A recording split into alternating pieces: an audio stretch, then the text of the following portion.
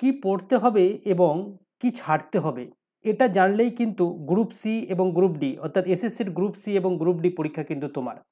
ওকে, আমরা মনে করি যে কোনো একটা বিষয় তাড়াহুড়ো করে ভুল পদ্ধতিতে শুরু করার থেকে কোনো একটা পরীক্ষার প্রস্তুতি ধীরে ধীরে শুরু করো, কিন্তু সঠিকভাবে শুরু করো, সেটাই কিন্তু বেস্ট স্ট্র্যাটেজি। আজকের আমরা এই টোটাল ভিডিওতে কিন্তু এই বিষয় নিয়ে আলোচনা করব, অর্থাৎ এসএসসির গ্রুপ সি এবং গ্রুপ ডি পরীক্ষার জন্য আমরা ঠিক কী সিলেবাস ফলো করব, সিলেবাসের কোন অংশটুকু আমরা বেশি জোর দেব, এবং প্রস্তুতি শুরু করার আগে কিন্তু এই বিষয়টিকে আমাদের অবশ্যই জানতে হবে, না হলে কিন্তু প্রস্তুতি চলাকালীন আমাদের মানে অযথা কিন্তু সময় নষ্ট হবে এবং আমরা সেই ভুল জিনিস কিন্তু আমরা বেশি পড়ে ফেলবো। ঠিক আছে, ভিডিওটি শেষ পর্যন্ত দেখতে থাকো। ভিডিওটি একটু টাইম নিয়ে তৈরি করা হচ্ছে। আশা করছি প্রস্তুতি শুরু করার আগে এই ভিডিওটি তুমি যদি দেখো তাহলে কিন্তু একটা ওভারঅল একটা তুমি গাইড পাবে, বা একটা ওভারঅল একটা রোড ম্যাপ কিন্তু তোমার সামনে থাকবে, যেটা দেখে তুমি প্রস্তুতিটা এগিয়ে নিয়ে যেতে পারবে। ওকে, এবং আজকে আমরা টোটাল ভিডিওতে যে বিষয়গুলো নিয়ে আলোচনা করব বলে দিলাম, এবং সেটা আলোচনা করার জন্য দেখতে পাচ্ছ 967 পৃষ্ঠার জিকের একটা মেটেরিয়ালস, এবং 6300 এমসিকিউ জিকের উপরে চ্যাপ্টার ওয়াইজ। ইংলিশের জন্য 488 পৃষ্ঠার একটা মাস্টার বুকস। এই বিষয় নিয়ে আমরা কিন্তু ডিসকাশন করার জন্য হেল্প নেব, এবং ম্যাথসের বা অ্যারিথমেটিক পোর্শনের যে মোটামুটি বেশ অনেকগুলোই চ্যাপ্টার আছে, দেখতে পাচ্ছ এখানে প্রায় 20-22টি চ্যাপ্টার আছে। তো সেই অংশটুকুরও কিন্তু আমরা হেল্প নেব, এবং এই সিলেবাস দেখিয়ে আমরা বলবো যে কোন অংশটুকু তোমরা পড়বে এবং কোন অংশটুকু তোমরা পড়বে না। ঠিক আছে, শেষ পর্যন্ত কিন্তু দেখতে থাকো, তাহলে কিন্তু একটা ওভারঅল তোমাদের কাছে কিন্তু আইডিয়া তোমরা পেয়ে যাবে। এবং ভিডিওটি শুরু করার আগে আরেকটা বিশেষ ইনফরমেশন তোমাদেরকে দিয়ে রাখি, অলরেডি কিন্তু আমাদের যে এসএসসি গ্রুপ সি গ্রুপ ডির ব্যাচ শুরু হয়ে গেছে, অনেক আগে থেকে আমরা কিন্তু অ্যানাউন্স করছি। এবং এখানে আমরা মানে মেন যদি পয়েন্ট বলি, ডিটেলস ক্লাস সিলেবাস ভিত্তিক গ্রুপ সি এবং গ্রুপ ডি একসাথে, আলাদা করে কিন্তু নয়। অন্যান্য ইনস্টিটিউট যেমন আলাদা আলাদা করে পেমেন্ট করে গ্রুপ সি এবং গ্রুপ ডির জন্য 2 করে 4,000 বা 5 করে 10,000 ইত্যাদি পেমেন্ট করছে, সেরকম কিন্তু বিষয় নয়। এখানে 775 টাকার বিনিময়ে কিন্তু তুমি গ্রুপ সি এবং গ্রুপ ডির ডিটেলস চ্যাপ্টার ওয়াইজ ক্লাস এবং তার সাথে 10,000 এমসিকিউ এবং প্রচুর ইবুকস কিন্তু তুমি এখানে পাবে। ঠিক আছে, এবং এই বিশেষ অফারটা 75%-এর অফার। আমাদেরও কোর্স ফি 3,100 টাকা ছিল, কিন্তু আমরা এই কোর্স ফিটাকে কিন্তু আবার 75% কমিয়ে 775 করলাম, এবং এই 775 আমি নেক্সট 24 ঘন্টার জন্য কিন্তু করে রাখলাম। যাদের মনে করছো যে আমাদের সাথে প্রস্তুতি নেবে, যে কোনটা পড়বে কোনটা ছাড়বে, এবং সিলেবাস ভিত্তিক যে সিলেবাসটা একটু পরে দেখাবো, প্রত্যেকটা সিলেবাস কভার করবে আমাদের এখানে, তারা আমাদের কিন্তু কোর্সে যুক্ত হয়ে যেতে পারো। ভিডিওর ডেসক্রিপশনের লিঙ্ক দেওয়া থাকবে, এবং ভিডিওর যে কমেন্ট সেকশন প্রথম কমেন্টে কিন্তু লিঙ্ক দেওয়া থাকবে। এখানে আমাদের সাধারণ জ্ঞান, কারেন্ট অ্যাফেয়ার্স, অঙ্ক এবং ইংরাজি বিষয় নিয়ে কিন্তু প্রস্তুতি করা হচ্ছে, এবং যে ফ্যাকাল্টিদের তুমি নিচে ছবি দেখছো প্রত্যেকেই কিন্তু আমাদের এই কোর্সে ইনভলভমেন্ট আছে। ঠিক আছে, সেটা নোটস মেটেরিয়ালস বানানো হোক বা ভিডিও কোর্সে হোক। সুতরাং দেরি না করে আমাদের কোর্সে কিন্তু যুক্ত হয়ে যাওয়ার চেষ্টা করো। এখানে আমরা কন্টেন্ট সেকশনে কেমন ফোল্ডার ভাগ করে রেখেছি সেটাও কিন্তু দেখানোর চেষ্টা করব। দেখতে পাচ্ছ এখানে যে কন্টেন্ট সেকশনটি আছে, কন্টেন্ট সেকশন যেটি আছে সেখানে কিন্তু আমরা বলে রেখেছি যে এখানে সাধারণ জ্ঞানের অধ্যায়ভিত্তিক ক্লাস হবে, প্র্যাকটিস ক্লাস হবে, এটসেট্রা। ঠিক আছে, আমি ওভারভিউ এর নিচের দিকে আরেকটু দেখানোর চেষ্টা করব, তারপরে আমাদের মূল যে ভিডিওর অংশ সেখানে কিন্তু আমি মানে ফিরে যাব। দেখতে পাচ্ছ এখানে আমরা কোর্সের বৈশিষ্ট্য কী কী রেখেছি সেটাও তোমরা এখানে লক্ষ্য করতে পারবে, যে অধ্যায়ভিত্তিক ক্লাস, অধ্যায়ভিত্তিক প্র্যাকটিস ক্লাস, বিস্তারিত ক্লাস, প্র্যাকটিস সেট, বিগত বছরের প্রশ্ন, ফুল মক টেস্ট ইত্যাদি। ঠিক আছে, এবং তার একটা কিন্তু রুটিন আমরা সেট করে দিয়েছি, যে রুটিনটা আমরা এতদিন ধরে মানে পুরোপুরি সেই রুটিনে আমরা অল্প অল্প করে মেটেরিয়ালস দিচ্ছিলাম, যেহেতু এবার গেজেট প্রকাশিত হয়েছে এখানে কিন্তু মেটেরিয়ালসটা একটু বেশি করেই দেওয়া হবে। আমরা কোর্সের মূল বৈশিষ্ট্য রেখেছি কি না, মূল বৈশিষ্ট্য আছে অন ডিমান্ড লাইভ ক্লাস এবং রেকর্ডেড ক্লাস। রেকর্ডেড ক্লাসটাই বেশিরভাগ থাকবে, অর্থাৎ টোটাল সিলেবাসটা কিন্তু আমরা রেকর্ডেড ভিত্তিতে আমরা আপলোড করতে থাকবো। আপলোডের টাইম দেখতে পাচ্ছ সকালের দিকে। সোমবার, মঙ্গলবার, বুধবার, বৃহস্পতিবার এবং শুক্রবার কী কী আপলোড হবে সেটাও কিন্তু দেখতে পাচ্ছ। এবং এর বাইরেও কেউ যদি মনে করে স্যার আমার পার্টিকুলার জিকের এই কোশ্চেনটা অসুবিধা আছে, এর উপরে একটা লাইভ অন ডিমান্ড ক্লাস দিন, তাহলে কিন্তু সেটা অ্যাভেলেবেল এনি ডে। ঠিক আছে, যে কোনো দিনই কিন্তু অ্যাভেলেবেল হবে, এবং যে কোনো সাবজেক্টের জন্য কিন্তু এটা অ্যাপ্লিকেবল হবে। অর্থাৎ রেকর্ডেড ফুল সিলেবাস রেকর্ডেড ক্লাসের মাধ্যমে সম্পূর্ণ করা হবে, এবং তোমাদের যে যে টপিকের ডিমান্ড থাকবে সেই টপিকের উপর কিন্তু লাইভ ক্লাস নেওয়া হবে। ক্লিয়ার? এই হলো আমাদের কোর্সের মূল বৈশিষ্ট্য, এবং আশা করছি এই কোর্সে তুমি যদি ফলো করো, এই যে ডিটেলস ক্লাস প্লাস 10,000 এমসিকিউ, তুমি সি গ্রুপের পরীক্ষা দাও বা ডি গ্রুপের পরীক্ষা দাও না কেন, ম্যাক্সিমাম প্রশ্ন কিন্তু কমন আসবে, কারণ এই প্রচুর ডিটেলসে কিন্তু করানো হচ্ছে। ঠিক আছে, পরীক্ষা যত কাছে আসবে তা সিলেবাস কিন্তু আমরা দ্রুত শেষ করে দেবো, এবং তোমরা জাস্ট পড়তে পারলেই কিন্তু সফলতা কিন্তু তোমার দোরগোড়ায় হাজির হয়ে যাবে। ঠিক আছে, তো চলো আজকের যে ভিডিওর মূল বিষয় সেটাকে নিয়ে কিন্তু আমরা আলোচনা করি। দেখো, আমরা আজকের যে টপিকটি রেখেছি সেটা হলো কি না, আমাদেরকে জানতে হবে প্রস্তুতি নেওয়ার আগে যে আমরা কি পড়বো এবং কি ছাড়বো। ক্লিয়ার?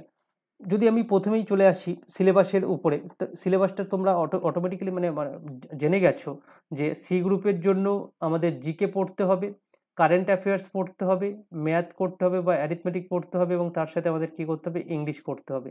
এবং ডি গ্রুপের জন্য সব কিছুই একই থাকবে, শুধু ইংলিশটা কিন্তু থাকবে না, এবং প্রত্যেকটা অংশ থেকে কিন্তু আমার 15 নম্বর করে প্রশ্ন থাকবে। ঠিক আছে, তো সি গ্রুপের জন্য আমার 60 নম্বর এবং ডি গ্রুপের জন্য 45 নম্বর। এই হলো আমাদের ওভারঅল সিলেবাস, বেশ মানে সিলেবাসের নাম্বার ডিমার্কেশন। ঠিক আছে, তো আমি যখন জিকে পোর্শনে যাব, জিকে পোর্শনে কিন্তু পর্ষদ যে সিলেবাস দেওয়া থাকবে 1 লাইন বা 2 লাইনের সিলেবাস দেওয়া থাকবে। কারেন্ট অ্যাফেয়ার্সের ক্ষেত্রেও সেম, ম্যাথসের ক্ষেত্রে একটু হয়তো একটু এক্সট্রা মেনশন করবে, ইংলিশের ক্ষেত্রেও হয়তো সামান্য একটু এক্সট্রা মেনশন করবে। বাট আমি যদি অন্ধের মতন সেই পর্ষদের দেওয়া সিলেবাসটাকে যদি ফলো করি, তাহলে 100% শিওর তুমি কিন্তু কোয়ালিফাই করতে পারবে না। কোয়ালিফাই করা means cut off marks clear করতে পারবে না, কারণ পরীক্ষা হচ্ছে দীর্ঘদিন পরে, কম্পিটিশন হবে হাই, এবং তোমার থেকেও কিন্তু যারা ফিল্ডে নামছে, তোমার সাথে পরীক্ষা দিতে বসছে, তারা কিন্তু মানে দিগ্গজরা বসছে। ঠিক আছে, তারা কিন্তু WBCS পাস করা ছেলে মেয়ে বসবে, যারা এখনও মানে মানে ফাইনাল লিস্টে মেরিট লিস্টে আসেনি, WBCS ইন্টারভিউ দিয়ে এসছে, এখনও চাকরি পায়নি, তারাও কিন্তু বসবে, এবং তাদের প্রিপারেশন লেভেলটা কিন্তু খুবই হাই। তো সেই প্রিপারেশন লেভেলকে বিট করার জন্য, কারণ এখানে কিন্তু পার্টিকুলার যে কোয়ালিফাইং মার্কস সেরকম হিসেবে না থেকে কাট অফ মার্কস হিসেবেই কিন্তু থাকবে, তো কাট অফ মার্কস তোমাকে কিন্তু উতরাতে হবে। ঠিক আছে, তো সেই হিসেবে কিন্তু তোমাকে একটা যে স্ট্যান্ডার্ড সিলেবাস সেটা কিন্তু তোমাকে ফলো করতে হবে। এই নয় যে পর্ষদ বা বোর্ড আমাকে এই সিলেবাস দিয়েছে, আমি বোর্ডকে খুবই বিশ্বাস করি, বোর্ড আমার সঙ্গে কোনো রকম ধোঁকা করবে না, এরকম কিন্তু বোকামো করতে যেও না। ঠিক আছে, তো আমাকে সাধারণ জ্ঞানের স্ট্যান্ডার্ড সিলেবাস হলো, এখানে কিন্তু 12টা সাবজেক্ট থাকে, মানে আমি আরও একটা দুটো সাবজেক্ট যোগ করবো, বাট আমি মেন সাবজেক্ট বলছি। দেখো, ইতিহাসের মধ্যে থাকবে প্রাচীন ভারতের ইতিহাস, মধ্যযুগের ইতিহাস এবং মানে ভারতের স্বাধীনতা সংগ্রামের ইতিহাস। ঠিক আছে, ভূগোলের মধ্যে থাকবে ভারতের ভূগোল, পশ্চিমবঙ্গের ভূগোল এবং প্রাকৃতিক ভূগোল। বিজ্ঞানের মধ্যে থাকবে জীববিদ্যা, পদার্থবিদ্যা এবং রসায়নবিদ্যা। এছাড়াও ভারতের সংবিধান, ভারতের অর্থনীতি, স্ট্র্যাটেজিকে, এবং এর সঙ্গে তুমি যদি যোগ করতে পারো ইভিএস এর কিছু পোর্শন বা টেকনোলজির কিছু পোর্শন ইত্যাদি, সেগুলো খুবই কম। বাট এই পরীক্ষার ক্ষেত্রে কতটুকু অংশ আমি পড়বো সেটাই কিন্তু মেন ইম্পর্টেন্ট। বাট আমি কিন্তু বলবো না তুমি এই ইতিহাস পড়ো না, শুধু ভূগোল পড়ে যাও, সংবিধান পড়ো না, ইকোনমিক পড়ো না, বাকি অংশ পড়ে যাও, এটা কিন্তু বলা মানে কোনো মতেই যাবে না। বাকি যে বলবে সে কিন্তু ভুল বলবে। আমাকে কিন্তু মিনিমাম এই 12টা টপিক মানে 12টা সাবজেক্ট কভার করতে হবে। ঠিক আছে, সেই সাবজেক্টের কোন অংশ কিভাবে পড়বো সেটা পরের বিষয়, বাট আমাকে কিন্তু 12টা সাবজেক্ট কভার করতে হবে। ঠিক আছে, তো এই যে একটা মাস্টার বুকস, তার মধ্যে দেখতে পাচ্ছ 968 পেজ, এর মধ্যে প্রত্যেকটা মানে যে সিলেবাস আমি দেখাবো, জিকে সিলেবাস একটু পরেই, এই 968 পেজের মধ্যে প্রত্যেকটা অংশ ইন ডিটেলস ম্যাপের সাহায্যে, মানে কিভাবে নোটস বানাতে হবে তুমি দেখে নাও আগে। এই ম্যাপের সাহায্যে, টেবিলের সাহায্যে, ডিটেলসে কিন্তু নোটস তৈরি করা আছে। তোমাকে যা সময় করে একবার করে পড়তে হবে, এবং যে পরে এমসিকিউ দেওয়া আছে সেটা প্র্যাকটিস করতে হবে, এবং মক টেস্ট প্র্যাকটিস করতে হবে, তাহলেই কিন্তু এনাফ। ঠিক আছে, আমাদের কোর্সের মধ্যে যেটা বলা হয়নি, মক টেস্টটাও কিন্তু আছে। মানে কি আছে আমি লাস্টে বলবো, এখন আমি ওই নিয়ে সময় নষ্ট করছি না, আগে সিলেবাস কি পড়বে সেটা দেখে নাও। দেখো, এইভাবে কিন্তু প্রত্যেকটা অংশ ডিটেলসে এখানে কিন্তু দেওয়া আছে। শুধু এটা মানে জিওগ্রাফির ক্ষেত্রে নয়, জিওগ্রাফি যদি পার করে আমি একটু এগোই, ইতিহাসের ক্ষেত্রে, ভূগোলের ক্ষেত্রে, মানে প্রথম যে 12টা টপিক আমি 12টা সাবজেক্ট যেটা বললাম, সেই 12টা সাবজেক্ট কিন্তু আমাকে পড়তে হবে। ঠিক আছে, এবার আসি যে সিলেবাসটা মানে এই 12টা সাবজেক্টের মধ্যে আমি কোন অংশটা বেশি গুরুত্ব দেব সেটা কিন্তু আমাকে জানতে হবে। ঠিক আছে, তাহলেই কিন্তু আমার পরীক্ষার যে সফলতার হার সেটা আমার মানে আমি একটু এগিয়ে থাকবো, কারণ পর্ষদ সিলেবাস এখানে কিন্তু স্পষ্ট করে কিছু বলেনি বা বলবে না, তারা কোনোদিন বলবে না।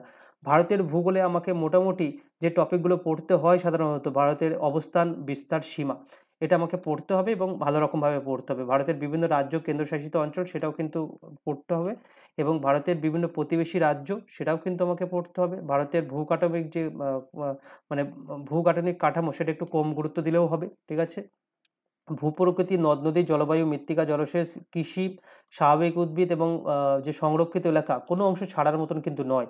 ভারতের শিল্প, খনিজ সম্পদ, পরিবহন, যোগাযোগ ব্যবস্থা, জনসংখ্যা ছাড়ার মতন নয়। উপজাতি থেকে মাঝে মাঝে একটা প্রশ্ন আসে, মহানগরটা ছাড়তে পারো বাট ছাড়ার সময় হলে কিন্তু তোমাকে পড়তে হবে। অর্থাৎ এই জিওগ্রাফি থেকে আমাকে কিন্তু 19টা চ্যাপ্টার পড়তে হবে এবং ওভারঅল যদি জিকের কথা বলো 160 চ্যাপ্টার কিন্তু এখানে আছে, ঠিক আছে? সেইগুলো কিন্তু আমাকে পড়তে হবে, টাচ করে যেতে হবে। কোন অংশ থেকে প্রশ্ন আসবে, কোন অংশ থেকে প্রশ্ন আসবে না কেউ জানে না।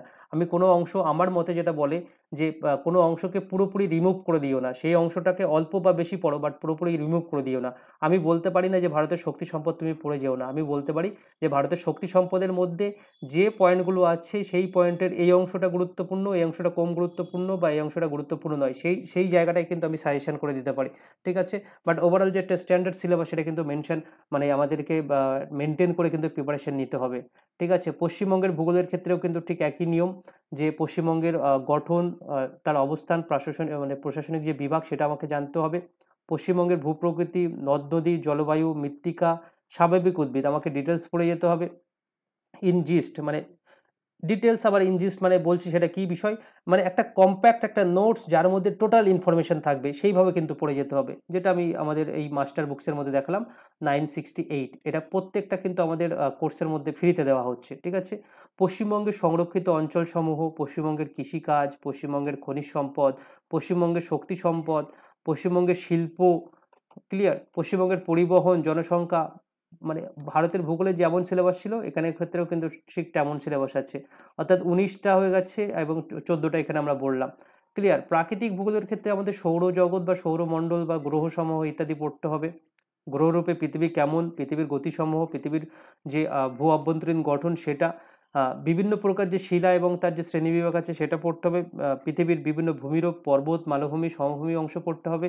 এছাড়া বায়ুমণ্ডল আর বায়ুমণ্ডল এই অংশটুকু পড়লেই কিন্তু আমাদের ম্যাক্সিমাম অংশটা কভার হয়ে যাবে। প্রাচীন ভারতের ইতিহাসের ক্ষেত্রে আমরা যেটা পড়বো ঐতিহাসিক যুগ এবং সিন্ধু সভ্যতা, অর্থাৎ সিন্ধু সভ্যতা এবং সিন্ধু সভ্যতার আগে যে সভ্যতা, মানে যে ইতিহাসের আমরা বলবো, যে ইতিহাসটা জানার জন্য আমাদের পর্যাপ্ত নথি নেই, যেটাকে আমরা বলছি প্রাগৈতিহাসিক যুগ, সেই প্রাগৈতিহাসিক যুগ সম্পর্কেও কিন্তু আমাদেরকে একবার মানে দেখে যেতে হবে, ক্লিয়ার? দেখো, নেক্সট আমরা যেটা বলবো যে বৈদিক সভ্যতা, ষোড়শ মহাজনপদ, বৌদ্ধ ধর্ম, জৈন ধর্ম, মৌর্য যুগ, পরবর্তী মৌর্য যুগ, গুপ্ত সাম্রাজ্য, গুপ্ত পরবর্তী যুগ, বাংলার ইতিহাস আমাকে পড়তে হবে, ঠিক আছে? সিলেবাস কি আছে, জিকে সিলেবাস নেক্সট আছে আমাদের দিল্লি সুলতানের সুলতানি যুগ, মগধ সাম্রাজ্য, সুফিবাদ যুগ, মানে ভক্তিবাদ, শিবাজি, মারাঠা ইত্যাদি, বিজয়নগর, বাহমনি সাম্রাজ্য, ক্লিয়ার? নেক্সট আমাদের যে অংশটা পড়তে হবে ভারতের স্বাধীনতা সংগ্রামের ইতিহাস, যেটা আমরা পড়বো ইউরোপীয়দের আবির্ভাব, ভারতের ব্রিটিশ শক্তির সম্প্রসারণ, 1857 সালের মহাবিদ্রোহ, সামাজিক এবং সাংস্কৃতিক আন্দোলন, ভারতের যে জাতীয় কংগ্রেসের মধ্যপন্থী পর্যায় সেটি, উগ্র জাতীয়তাবাদের যুগ যেটা 1905 থেকে 1909 হচ্ছে, মহাত্মা গান্ধীর উত্থান, অসহযোগ, অমান্য আন্দোলন, ভারত ছাড়ো আন্দোলন, শিক্ষা এবং প্রেসের যে বিকাশ সেটি, কৃষি আন্দোলন এবং তার সাথে সাথে যে 1857 সালের যে আগে ব্রিটিশের বিরুদ্ধে জনগণের যে একটা ক্ষোভ হয়েছিল সেই অংশটুকু কিন্তু আমাদেরকে লাস্টে জানতে হবে। ভারতের অর্থনীতি আমি আগেরগুলো কিছু বললাম না, প্রত্যেকটা পড়তে হবে। ইকোনমিক্সের ক্ষেত্রে কিন্তু আমি একটু সাজেশন করে দেবো, কারণ ইকোনমিক্স থেকে হার্ডলি একটা প্রশ্ন আসতে পারে বা নাও আসতে পারে, তো সেই অংশটুকু কিন্তু আমার ডিটেলসে পড়ার দরকার হবে না। যেমন ভারতের অর্থনৈতিক সূচনা খুব একটা দরকার হয় না, বাট এই অংশটা দরকার হয় না মানে এর জাস্ট ভারতের যে অর্থনীতির যে প্রকারভেদ সেই অংশটুকু পড়লেই হবে, যে কোনটা মিশ্র অর্থনীতি, কোনটা কি অর্থনীতির মধ্যে পড়ছে সেই শ্রেণীবিভাগটা করলে হবে, এবং ভারতের অর্থনীতি কেমন, তো মিশ্র অর্থনীতি, তো মিশ্র অর্থনীতির বৈশিষ্ট্য কি ইত্যাদি সেই অংশটুকু কিন্তু হালকা দেখে যেতে হবে, ঠিক আছে? বা মুদ্রাস্ফীতি খুব একটা দেখার দরকার নেই, ভারতের অর্থনীতি তো আমি বলে দিলাম তার বৈশিষ্ট্য সূচনার অংশের মধ্যে। জাতীয় আয়ের মধ্যে জাস্ট ডেফিনেশনটা জানলেই হবে, ঠিক আছে? পঞ্চবার্ষিকী পরিকল্পনা এবং নীতি আয়োগটা একটু আমাকে জানতে হবে, এবং এই সামাজিক উন্নয়ন প্রকল্প এই দুটো কিন্তু আমাদেরকে একটু বেশি করে জানতে হবে, আদারওয়াইজ আর সেইভাবে জানার মতন কিছুই কিন্তু নেই।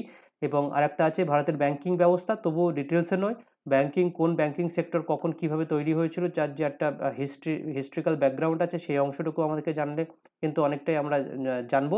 আর বাকি যেটা আছে কর ব্যবস্থা, কৃষি ব্যবস্থা, শিল্প ব্যবস্থা, সেটা কিন্তু খুব একটা মানে অন্যান্য পরীক্ষার ক্ষেত্রে ইম্পর্টেন্ট হলেও এখানে কিন্তু আসবে না, কারণ এই যে পোর্শনগুলো বলছি এটা কিন্তু টোটালটাই যে 5 ইয়ার্স প্ল্যানিং তার মধ্যে কিন্তু চলে যাবে, কারণ 5 ইয়ার্স প্ল্যানিং যখন আমরা A to Z পড়বো, প্রথম থেকে শেষ পর্যন্ত পড়বো, তখন সেই 5 ইয়ার প্ল্যানিংয়ের কোন প্ল্যানিংয়ের মধ্যে কোন অংশটার কীভাবে ডেভেলপমেন্ট হয়েছিল সেই অংশটা পড়ে যাবে। তো আলাদা করে চ্যাপ্টার ওয়াইজ কিন্তু এখানে অতটা ইম্পর্টেন্স দেওয়া ইনিশিয়ালি দরকার নেই, পরে যদি মনে করো হাতে সময় আছে তখন কিন্তু সেটা দেখে যেতে পারো। সংবিধানের কথা যদি বলি, একদম বেসিক লেভেলের কিছু কোশ্চেন তো অবশ্যই আসবে, পুরোপুরি ছেড়ে দেওয়া যাবে না। ভারতের যে সংবিধান রচনার সূচনাকাল হয়েছিল, কীভাবে সংবিধান এসেছিল, কে খসড়া তৈরি করেছিল, খসড়া কমিটিতে কে ছিল, কীভাবে কোথা থেকে সংবিধান এলো ইত্যাদি। ভারতের সংবিধানের বৈশিষ্ট্য এবং উৎস মোস্ট ইম্পর্টেন্ট। ভারতের সংবিধান কেমন, লিখিত সংবিধান, বৃহত্তম সংবিধান, তার মধ্যে কী কী আছে, কত ধারা আছে, কত কী আছে ইত্যাদি। এবং সংবিধানের উৎস, অর্থাৎ ভারত আমরা জানি যে বিভিন্ন জায়গা থেকে সংবিধানের কিন্তু বিভিন্ন অংশ নেওয়া হয়েছে। ভারতের সংবিধান বিভিন্ন মানে প্রভিশনগুলো কোথা থেকে মৌলিক ধারণা নিয়েছে, কোথা থেকে সুপ্রিম কোর্টের ধারণা নিয়েছে, কোথা থেকে কী ধারণা নিয়েছে সেটা কিন্তু আমাকে জানতে হবে। এবং ভারতের সংবিধানের প্রস্তাবনা, ঠিক আছে, প্রস্তাবনা থেকে দু তিনটে কোশ্চেন করলেই হয়ে যায়। প্রস্তাবনা তে কি যে ওয়ার্ডগুলো আছে সেই ওয়ার্ডগুলো কী কী ছিল, কোনটা পরে অ্যামেন্ডমেন্টসের মাধ্যমে আনা হয়েছে ইত্যাদি, সেগুলো জানলে হয়ে যাবে। এবং সংবিধানের অংশ, তালিকা এবং গুরুত্বপূর্ণ ধারা, ঠিক আছে, অর্থাৎ কোন আর্টিকেলে কী আছে সেটা কিন্তু আমাদের ইনিশিয়ালি ইম্পর্টেন্ট ধারাগুলো আমাকে জানতে হবে, এবং তালিকা এবং অংশও আমাদেরকে জানতে হবে। এগুলো একদম বেসিক লেভেলের মানে বিষয়গুলো কিন্তু বললাম। ভারতের ইউনিয়ন ভূখণ্ড না পড়লেও হবে, ভারতের নাগরিকতা না পড়লে হবে, মৌলিক অধিকার আমাকে অবশ্যই পড়তে হবে, নির্দেশমূলক নীতিসমূহ পড়তে হবে। তোমাকে জিজ্ঞাসা করা হবে যে এই যে 44 নম্বর ধারায় কী আছে, মৌলিক এই যে নির্দেশমূলক নীতির মধ্যেই কিন্তু সেটা পড়ছে, ঠিক আছে, মোস্ট ইম্পর্টেন্ট, সেটা তুমি দেখে যাবে। মৌলিক কর্তব্য জাস্ট কোন অ্যামেন্ডমেন্টের মাধ্যমে এসে সেটা দেখলেই এই পরীক্ষার জন্য এনাফ। রাষ্ট্রপতি, উপরাষ্ট্রপতি এবং এই যে রাজ্যপাল, মুখ্যমন্ত্রী, হাইকোর্টের যে জাজ, এই যে বিষয়গুলো আছে তাদের বেসিক ইনফরমেশান পড়বে। বেসিক ইনফরমেশান মিনস তাদের জন্য কি যোগ্যতা লাগে, কে তাদের অ্যাপয়েন্ট করে, তার অপসারণ কে করে, ঠিক আছে, তাদের মানে কিভাবে তাদের কার্যকলাপটা কি ইত্যাদি, সেটাই কিন্তু মেন ইম্পর্টেন্ট, এবং কোন ধারায় আছে সেটা ইম্পর্টেন্ট। নেক্সট যেটা আমরা জানবো যে নির্বাচন কমিশন আমার জানানোর দরকার নেই, জরুরি অবস্থাটা আমাদের ইম্পর্টেন্ট, কেন্দ্র রাজ্যের সম্পর্ক অতটা ইম্পর্টেন্ট নয়। স্থানীয় স্বায়ত্তশাসন যেখানে পঞ্চায়েত এবং মিউনিসিপ্যালিটি পড়ছে সেটাও কিন্তু আমাকে জানতে হবে। এবং সাংবিধানিক এবং অসাংবিধানিক যে সংস্থা আছে সেই সংস্থার মানে যে গঠন, সেই গঠনটা জানলেই কিন্তু হয়ে যাবে। ক্যাগ এবং অ্যাটর্নি জেনারেলের ক্ষেত্রেও কিন্তু সেম, যে তারা কে নিয়োগ করছে, কে অপসারণ করছে, অপসারণের বয়স কী, নিয়োগের যে কোয়ালিফিকেশান কী ইত্যাদি। এবং সংবিধানে কিন্তু কিছু গুরুত্বপূর্ণ কেস, হাতে গোনা কয়েকটা কেস কিন্তু তোমরা এখানে দেখে যাবে, বাকি আর তেমন কিছু ইম্পর্টেন্ট নয়। এই পরীক্ষার ক্ষেত্রে সায়েন্স পোর্শনটা খুবই ইম্পর্টেন্ট, তো তার মধ্যে আমরা জীববিদ্যা বলছি, কোষ এবং কোষের যে বিভাজন, ট্যাক্সোনমি, পুষ্টি এবং পৌষ্টিক তন্ত্র, শ্বসনতন্ত্র, সংবহনতন্ত্র, রেচনতন্ত্র ইত্যাদি। এবং তার সাথে সাথে চলে আসছে কঙ্কালতন্ত্র, পেশিতন্ত্র, জ্ঞানেন্দ্রিয় এবং স্নায়ু যে তন্ত্র আছে, অন্তঃক্ষরা গ্রন্থি, জননতন্ত্র এবং সুপ্রজননতন্ত্র ইত্যাদি। এবং মানবদেহের বিভিন্ন রোগ, ঠিক আছে, উদ্ভিদ জগৎ, সালোক সংশ্লেষ, উদ্ভিদের বিভিন্ন রোগ, জীববিদ্যার বিভিন্ন বিষয়সমূহ, এইগুলো আমার জীবনবিজ্ঞানের মধ্যে পড়ছে। পদার্থবিদ্যার মধ্যে পড়ছে একক এবং পরিমাণ, এখানে কিন্তু সাজেশন হয় না, প্রশ্ন যে কোনো লেভেল থেকে পড়তে পারে, বাট সহজ লেভেলের একটু পড়তে পারে ইনিশিয়ালি, এবং বেশ কিছু কঠিন কিন্তু কোশ্চেন আসবে যেহেতু কম্পিটিশান হাই হতে চলেছে, ঠিক আছে। নিউটনের গতিসূত্র, কার্যক্ষমতা, শক্তি, পদার্থের সাধারণ বৈশিষ্ট্য, তার সাথে সাথে আমরা জানবো তরঙ্গ এবং শব্দ, আলোকবিজ্ঞান, তাপবিদ্যা, তড়িৎবিজ্ঞান, ঠিক আছে, কিছু গুরুত্বপূর্ণ বৈজ্ঞানিক যন্ত্রসমূহ ইত্যাদি আমরা জানলাম।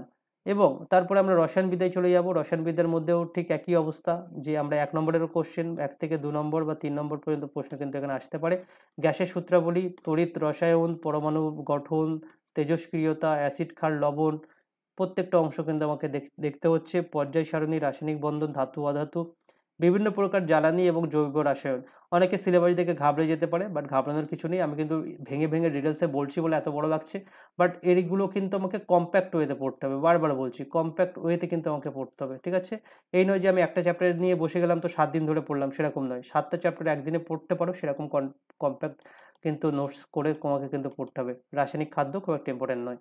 নেক্সট আমরা চলে আসছি স্ট্র্যাটেজিকে, মানে ভেরি ভেরি ইম্পর্টেন্ট। এখানে কিন্তু 25টি টপিক আছে, যার মধ্যে দেখতে পাচ্ছ গুরুত্বপূর্ণ তারিখ, ঐতিহাসিক বই, বিভিন্ন খেলা সম্পর্কিত ট্রফি এবং পরিভাষা, ধ্রুপদী নৃত্য এবং নৃত্যশিল্পী, বিভিন্ন রাজ্যের লোকনৃত্যি, বৈজ্ঞানিক যন্ত্রপাতির তালিকা, ভারতের যে উচ্চতম, বৃহত্তম, দীর্ঘতম ইত্যাদি।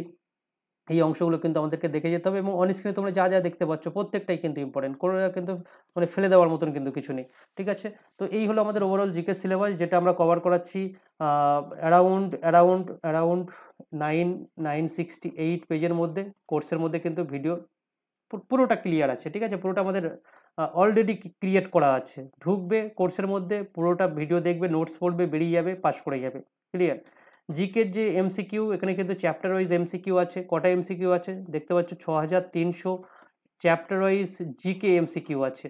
এবং যে বিষয়টা আমি বলিনি, মক টেস্ট কিন্তু ফুল মক টেস্টের ব্যবস্থা আছে এবং সপ্তাহে একটা করে কিন্তু ফুল মক টেস্ট হবেই হবে। আমরা মানে প্ল্যানিং করছি মিনিমাম 50, এবং পরীক্ষা যত পিছবে আমরা কিন্তু 60, 70, 80, 90, 100 পর্যন্ত মক টেস্টটা আমরা টানতে পারি ফুল মক টেস্টের ক্ষেত্রে। ক্লিয়ার। এখানে দেখতে পাচ্ছ 6300 এমসিকিউ আছে এবং এমসিকিউ এর যে সিলেবাস সেটাও কিন্তু এখানে দেওয়া আছে, যে কী কী চ্যাপ্টারের উপরে এমসিকিউ দেওয়া আছে সেটা এখানে বর্ণনা করা হচ্ছে। এবং তারপরে শুরু হচ্ছে চ্যাপ্টার ওয়াইজ এমসিকিউ, এবং চ্যাপ্টার ওয়াইজ এমসিকিউ যখন শুরু হচ্ছে তখন কিন্তু আমরা চ্যাপ্টার মেনশন করে দিয়েছি ইনিশিয়ালি, যে কোন চ্যাপ্টার থেকে কটা কোশ্চেন আছে। ঠিক আছে, কোন চ্যাপ্টার থেকে কটা কোশ্চেন আছে সেটাও কিন্তু এখানে বলা হচ্ছে। অন স্ক্রিনে তোমরা দেখতে পাচ্ছ যে কোন চ্যাপ্টার থেকে কটা বলা হচ্ছে সেটা কিন্তু এখানে লেখা আছে। যেমন ইতিহাসের ক্ষেত্রে 33টা চ্যাপ্টার আছে, ইতিহাসের ক্ষেত্রে 33টি চ্যাপ্টার আছে, 33টি চ্যাপ্টার আছে। বাকি যে সাবজেক্টগুলো আছে সেখানেও কিন্তু আমরা প্রচুর চ্যাপ্টার এখানে দিয়ে রেখেছি। ঠিক আছে, ইতিহাসে দেখতে পাচ্ছ 33টি চ্যাপ্টার আছে। ক্লিয়ার, 33টি চ্যাপ্টার আছে।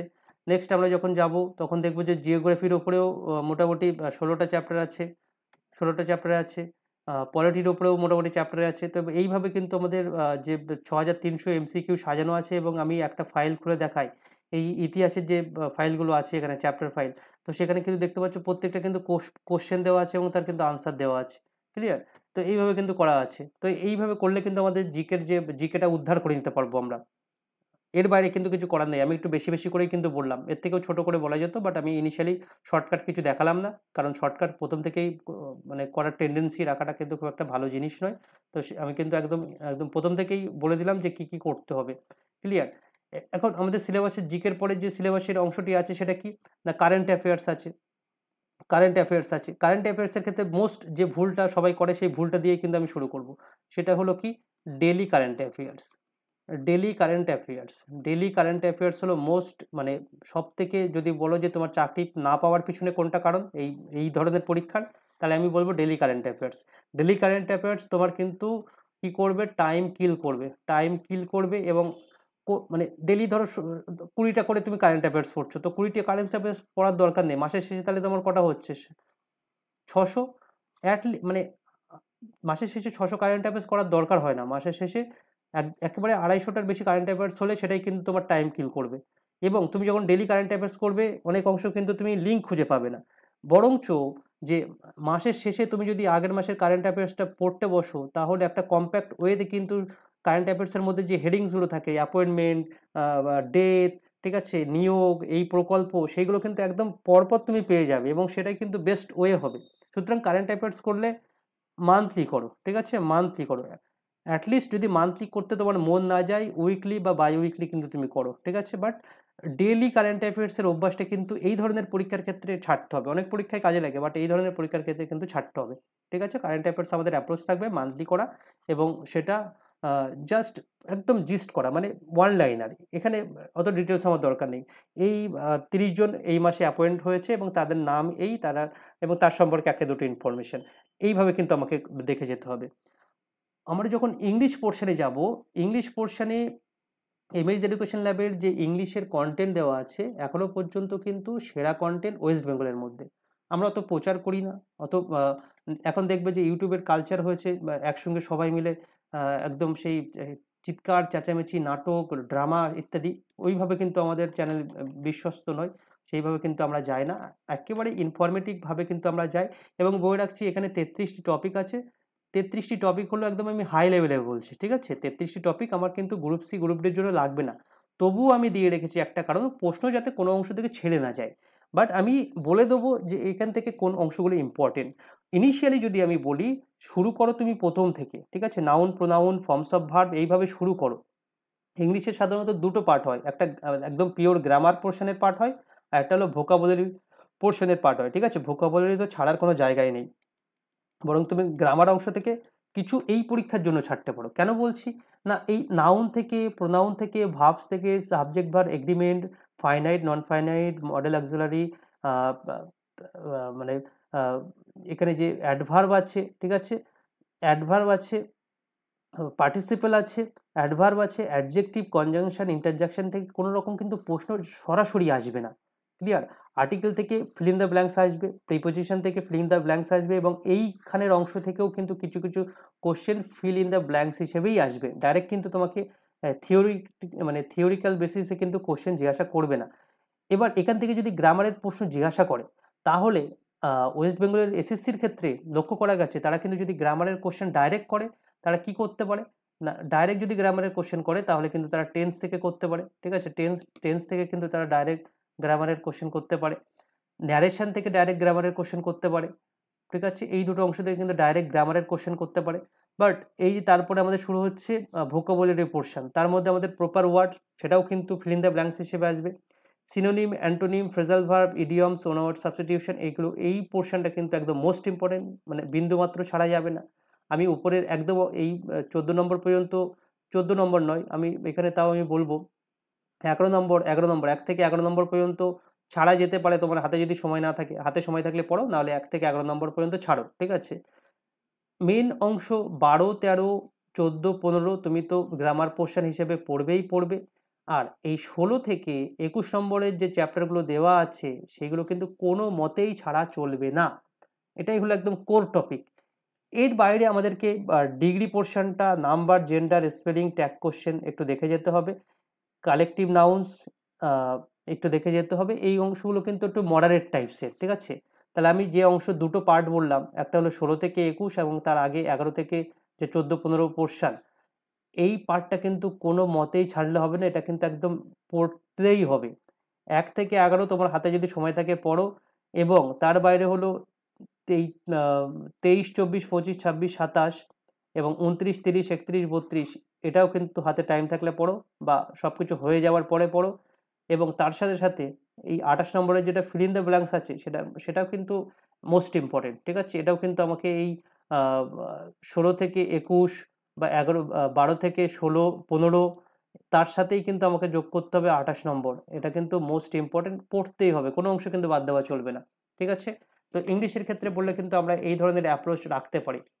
এবার বলবে স্যার তাহলে ম্যাথসটা বা অঙ্কটা বাদ যাচ্ছে, সেটা কি করব? দেখো, সেই অংশটার ক্ষেত্রে আমরা বলবো যে তুমি ওই অঙ্ক এবং বিভাজ্যতা যেটা আছে, ডিজিট, নাম্বার ইত্যাদি, ডিভিজিবিলিটি, সেই অংশটা তোমাকে শুরু করতে হবে, মানে নাম্বার সিস্টেম শুরু করতে হবে, most important number system is most important.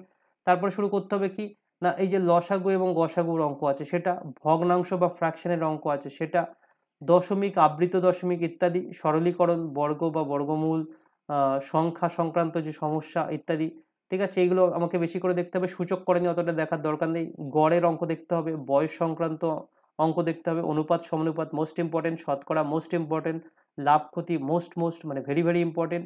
16 হলো সময় কার্য, খুবই গুরুত্বপূর্ণ। অংশীদারি, যে পার্টনারশিপ বিজনেসের যে অঙ্ক থাকে, পার্টনারশিপের অঙ্ক, সেটাও মোস্ট ইম্পর্টেন্ট।